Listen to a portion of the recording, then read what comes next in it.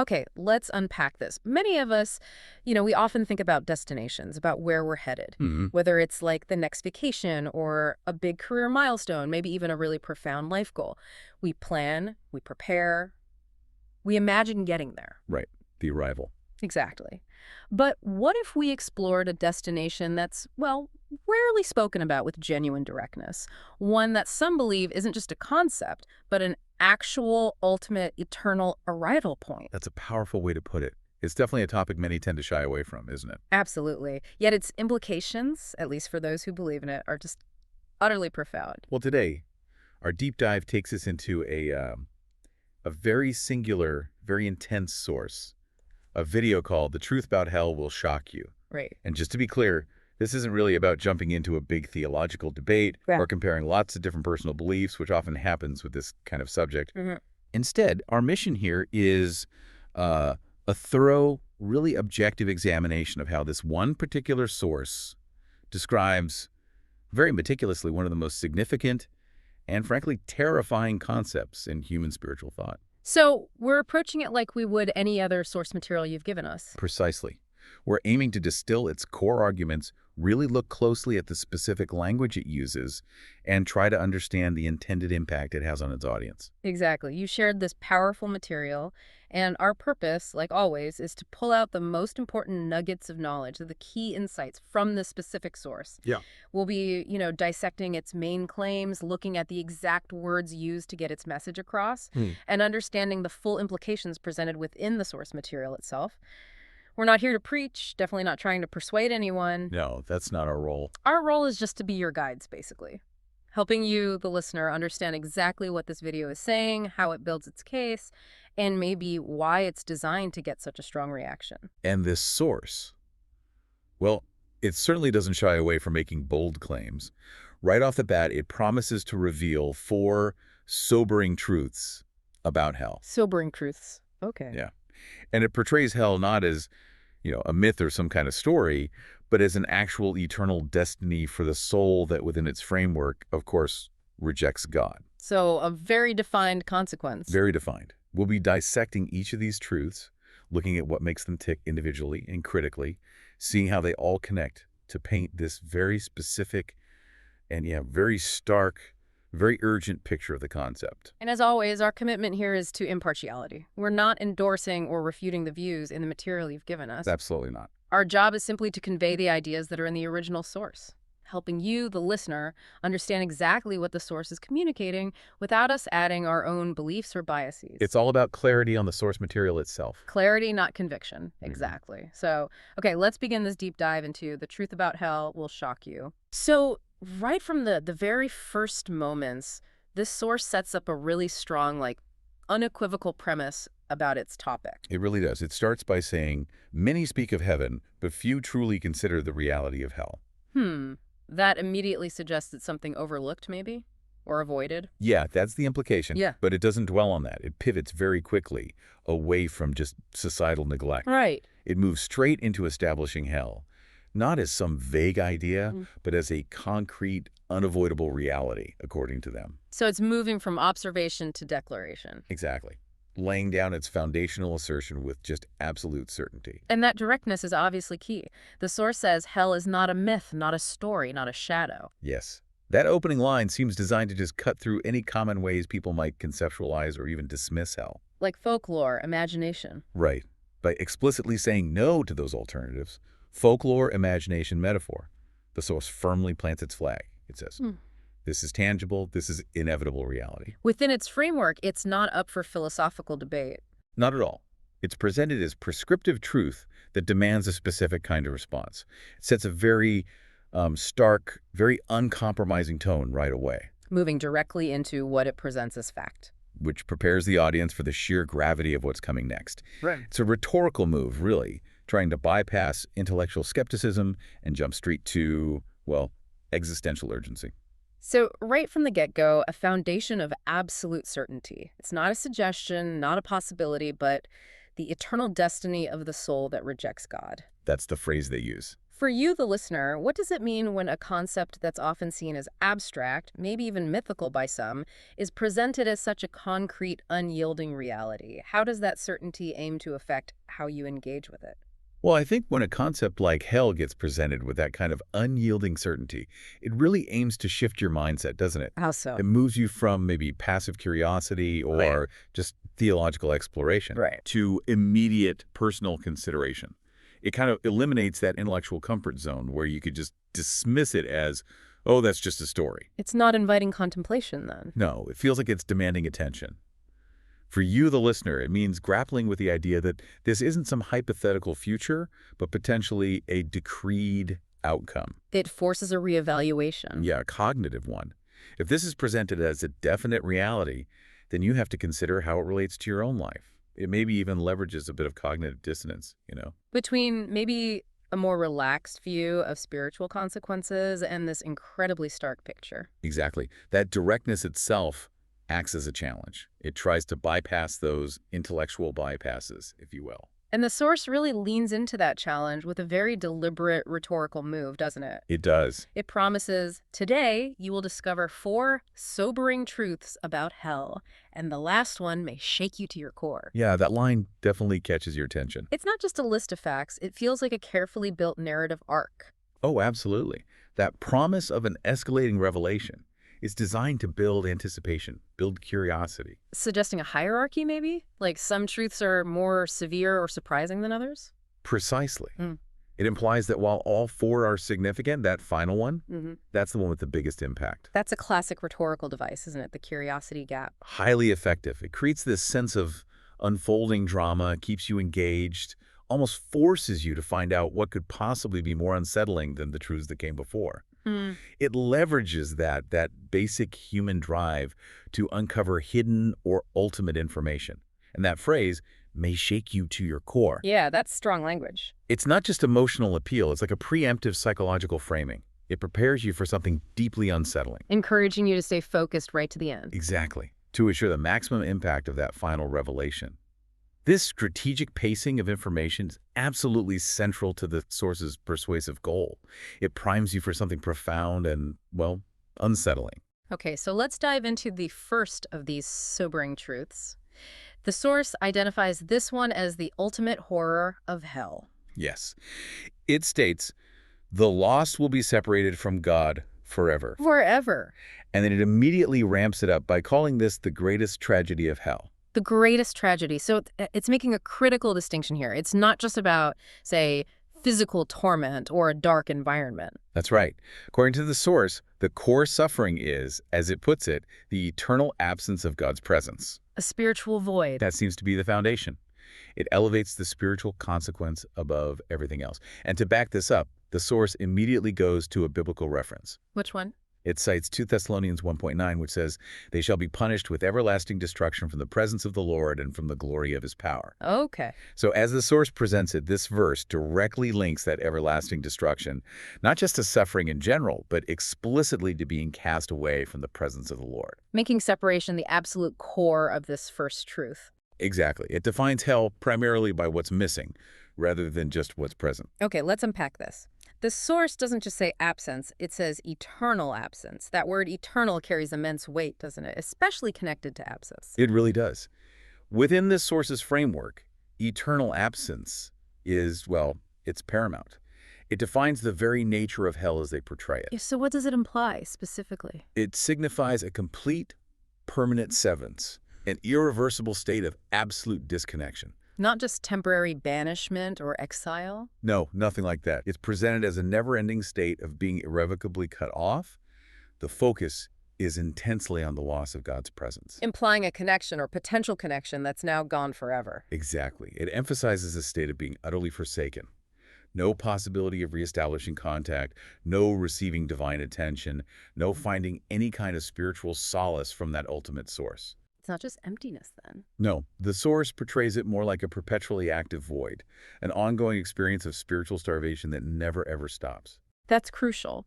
because it makes the absence itself an active form of torment. That seems to be exactly the point they're making. And the source doesn't just leave it at the general idea of absence. It paints a really specific, almost sensory picture of what that eternal absence means. It does. It says, in hell, there is no light, no comfort, no glimpse of the one who made you. No light. What does that signify beyond just, physical darkness? Well, in this context, no light seems to represent far more than just a lack of illumination. It powerfully symbolizes the total absence of truth, divine guidance, hope, spiritual clarity. Things often associated with light, spiritually speaking. Precisely. It suggests a state of profound spiritual and intellectual darkness, where understanding or insight is just impossible. Okay. And then no comfort. How does that connect back specifically to this greatest tragedy of separation, making it more existential than just physical? No comfort becomes a direct, devastating consequence of that total absence. If the ultimate source of comfort, God, in this view, is entirely absent. Then there's no solace, no relief. Exactly. No empathetic presence to alleviate any suffering. It massively reinforces that initial claim of the greatest tragedy. It paints this picture of just absolute desolation. And then there's the line about longing. Yes, every longing of your soul will go unanswered. This really emphasizes a state of perpetual, unfulfilled yearning, an internal aching void. Suggesting our deepest needs for meaning, purpose, connection, love Needs which the Source implies are ultimately only met by God. will remain forever unmet. Imagine an unending hunger that can never be satisfied, a thirst that can never be quenched. It creates this psychological and spiritual dimension of suffering that goes way beyond physical pain. A profound, endless existential anguish. A perpetual state of longing with absolutely no hope of fulfillment. That's the picture. That sets an incredibly bleak stage. Wow. But the Source promises to deepen that with its second sobering truth. It does. It moves on to state, the lost will endure pain and sorrow without end. Without end. Hell is a place where suffering never stops, no relief, no escape, no end. So this is about perpetual, unrelenting torment. Yes. And again, to underscore this terrifying permanence, the Source brings in another biblical reference right away. Which one this time? Revelation 14.11. The smoke of their torment ascends forever and ever, and they have no rest day or night. Okay, no rest day or night. That directly reinforces the ceaseless suffering idea. Absolutely. And the repetition within the Source's own description, without end, never stops. No relief, no escape, no end. That's crucial. Why the repetition? It's hammering home that this isn't just about a long time. It's about negating any concept of respite, any possibility of getting used to the pain or it eventually stopping. No break, no moment of peace, not even numbness. That's what it implies. Not a temporary punishment that burns out. Yeah. It suggests a constant, active, unmitigated state of torment that just continues indefinitely. The words seem chosen very carefully to remove any glimmer of hope for an ending. Or even a brief pause. The vivid picture of unrelenting, conscious agony. Here's where it gets really interesting. The Source emphasizes without end multiple times.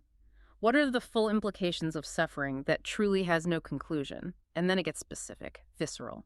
It does. It says, every wound burns without healing. Every cry is met with silence. Every second is heavy with regret. But time does not run out. Every wound burns without healing. That's intense. It implies not just pain, but ongoing, unmitigated deterioration, doesn't it?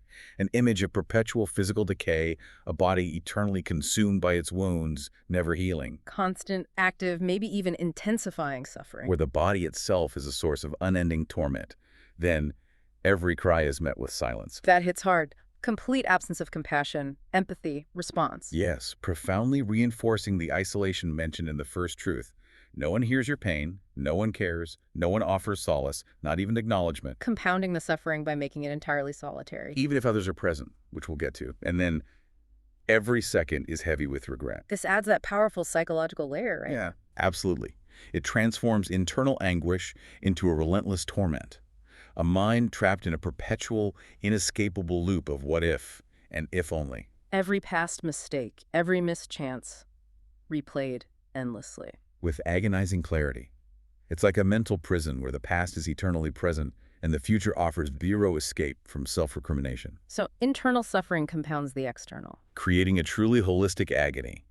And the burden of this regret is made even more excruciating by that final phrase.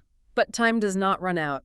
which negates any possibility of time dulling the pain, or allowing acceptance, or offering a chance to move past the regret. The suffering stays fresh, active, present, forever. Exactly. No end point where relief might even be anticipated. It creates this picture of absolute, unrelenting, comprehensive misery, where even time, which usually brings some healing or forgetting, instead just prolongs and intensifies the agony. Okay, so if the first two truths are about separation and unending suffering, the third seems to turn to the company one keeps, or rather doesn't keep, Right. The source tells us the loft will be among the condemned. among them.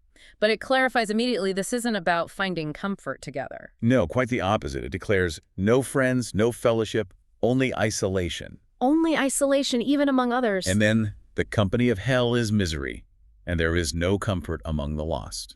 Wow. So what does this all mean?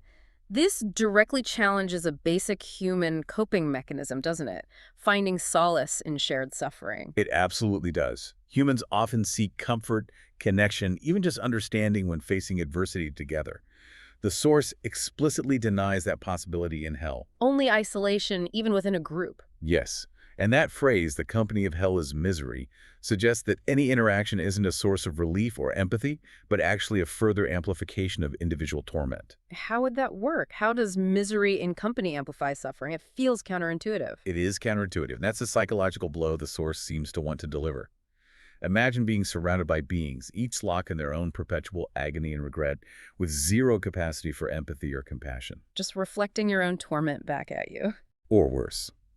Their presence wouldn't alleviate anything. It would likely amplify your own despair. Every cry met with silence, every interaction potentially filled with resentment, accusation, or just indifference. Like a psychological echo chamber of despair. Exactly. There's no escape from yourself, even surrounded by others, because the external environment, the other inhabitants, they're part of the torment too. So the company itself becomes an active component of the punishment, designed to ensure the isolation is profound, internal, relational. That seems to be the picture painted. And this section also includes that crucial detail about hell's original purpose. Right, the reference to Matthew 25.41, "Depart from me, you cursed, into everlasting fire prepared for the devil and his angels." Yes. And the source elaborates. Hell was not created for man, but for Satan and his fallen angels. Yet those who reject Christ will share their fate. That detail feels significant. What's the implication of framing hell as originally for rebellious celestial beings, and humans end up there by choice? Well, it's profound, and it really heightens the sense of individual responsibility within this narrative. How so? By stating it was originally prepared for the devil and his angels, the source positions human entry into hell not as God's primary intention for humanity, not some preordained thing. But as a consequence of choice. A direct, chosen consequence of rejecting Christ, according to the source. It interprets that rejection as actively aligning oneself, spiritually and eternally, with those rebellious forces, Satan and his angels, for whom the place was originally designed. So humans share a fate not originally meant for them, but one they choose. That's the framing. It connects the personal human choice rejecting Christ to a pre-existing cosmic consequence. It emphasizes that this everlasting fire is presented as the justified outcome for that specific kind of ultimate spiritual rebellion, highlighting the gravity of the choice. Okay, so that brings us to the fourth sobering truth.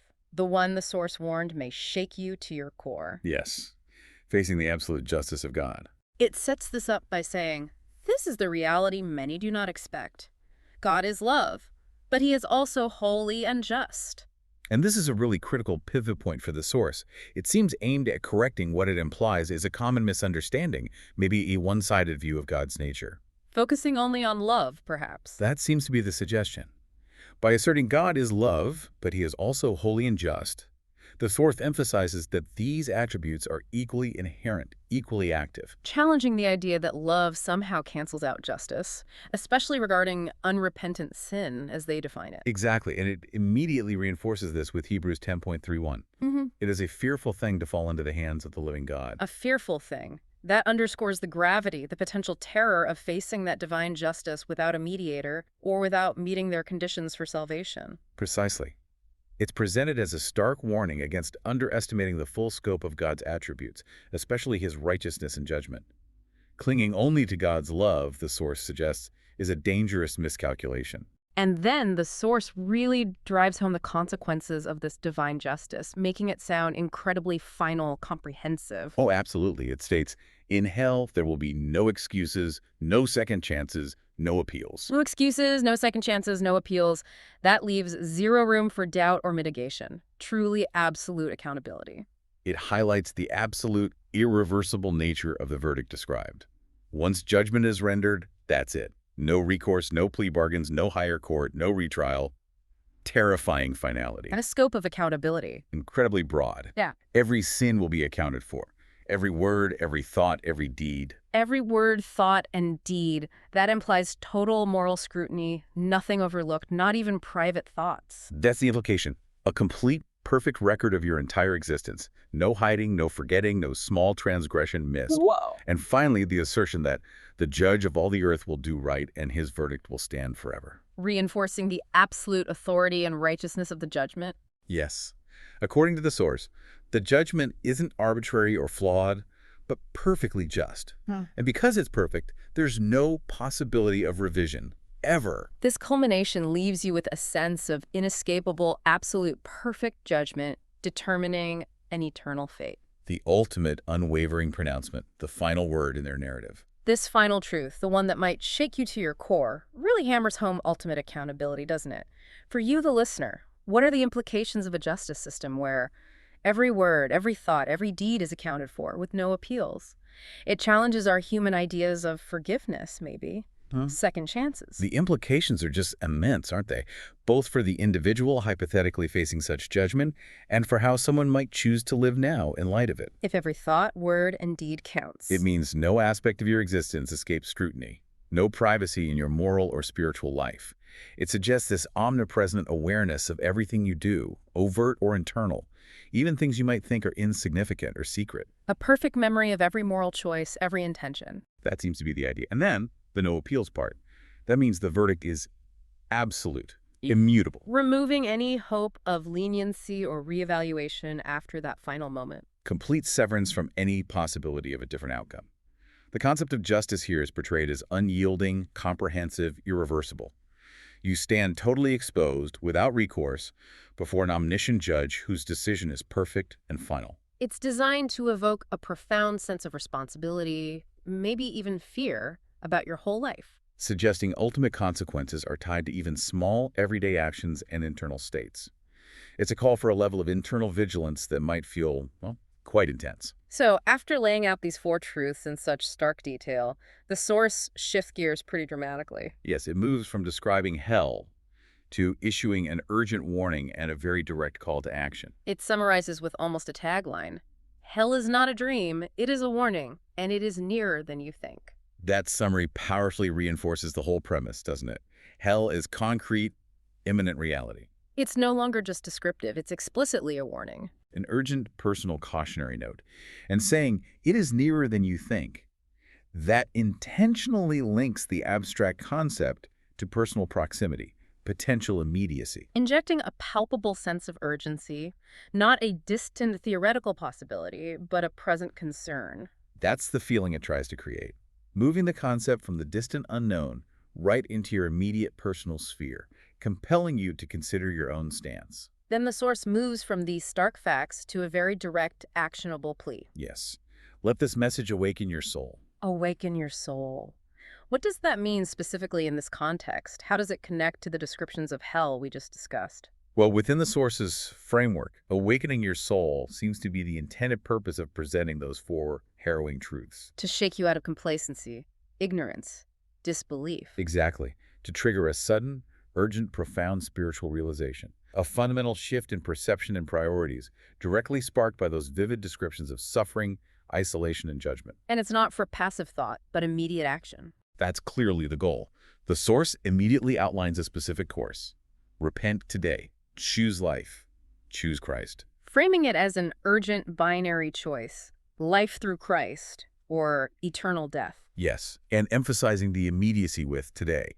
It suggests the only way to avoid the horrors just described is through these specific acts of spiritual commitment. Presented as the direct opposite of the rejection of God that leads to hell. It's a straightforward pathway offered out of the terrifying reality they've just laid out. And it even gives a very specific instruction for how to respond, right? A practical step. It does. If your heart rejects hell and longs for salvation, comment, "Lord, save me," below. Asking people to comment publicly. Yes, it's a direct public affirmation of that call to salvation.